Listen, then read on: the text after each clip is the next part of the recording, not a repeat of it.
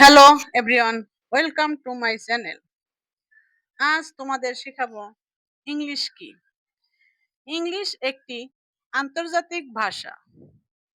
পৃথিবীর অধিকাংশ দেশের লোক ইংরেজি ভাষায় কথা বলে এবং জ্ঞান বিজ্ঞানের চর্চা করে। What is English? English is an international language. Grammar বলতে কি বোঝায়? গ্রামার অর্থ হলো ব্যাকরণ। ব্যাকরণ হলো ভাষা শেখার নিয়ম কানুন। তাছাড়া ব্যাকরণ একটি সংস্কৃত শব্দ। এর অর্থ হলো বিশেষভাবে বিশ্লেষণ করা। গ্রামার বলতে কি বোঝায়? গ্রামারের কিছু বিশ্লেষণ তোমাদের মাঝে তুলে ধরলাম। এখন গ্রামার বলতে কি বোঝায়? যে শাস্ত্র পাঠ করলে, শাস্ত্র বা পুস্তক একই জিনিস, যে শাস্ত্র পাঠ করলে ভাষা শুদ্ধভাবে লিখতে, পড়তে ও বলতে পারা যায় তাকে গ্রামার বলে।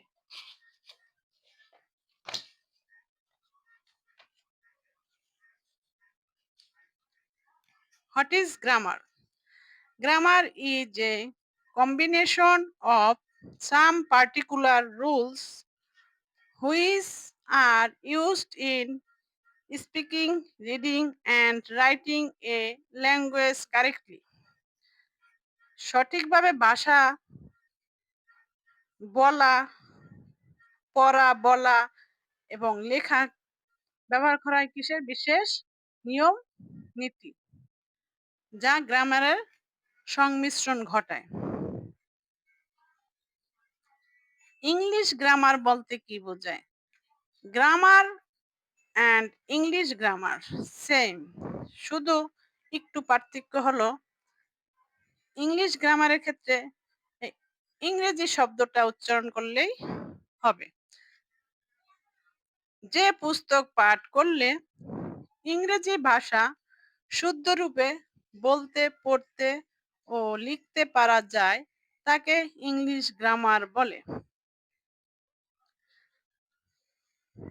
ইংলিশ গ্রামারকে কয় ভাগে ভাগ করা হয়েছে ও কি কি? আমার প্রশ্ন হতে পারে, ইংলিশ গ্রামার কত প্রকার ও কি কি? ইংলিশ গ্রামারের কয়টি অংশ? বিস্তারিত আমি আলোচনা করতে যাচ্ছি।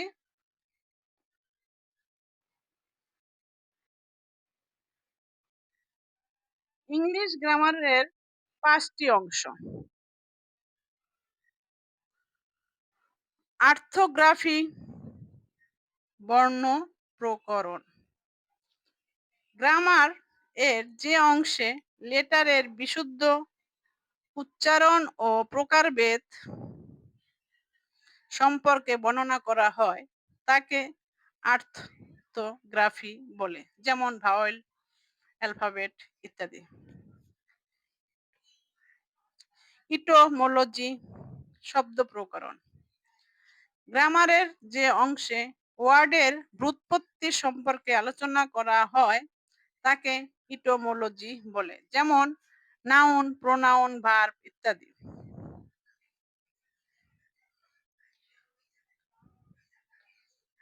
সাইনোট্যাক্স, বাক্য প্রকরণ। গ্রামারের যে অংশে সেন্টেন্সের গঠন ও প্রকারভেদ সম্পর্কে আলোচনা করা হয় তাকে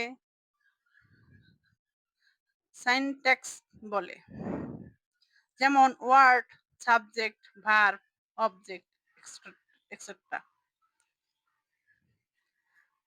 পাঞ্চুয়ালেশন, বিরাম চিহ্ন প্রকরণ।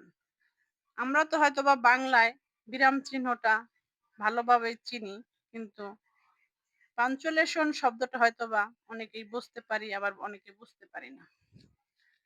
তাই পাঞ্চুয়ালেশন মানে বিরাম চিহ্ন প্রকরণ। গ্রামারের যে অংশে দাড়ি, কমা, সেমিকোলন ইত্যাদি সম্পর্কে আলোচনা করা হয় তাকে পাঞ্চুয়ালেশন বলে, যেমন কমা, ফুল স্টপ। বাংলায় দাড়ি, কমা, ইংলিশে ফুল স্টপ ইত্যাদি ব্যবহার করা হয়।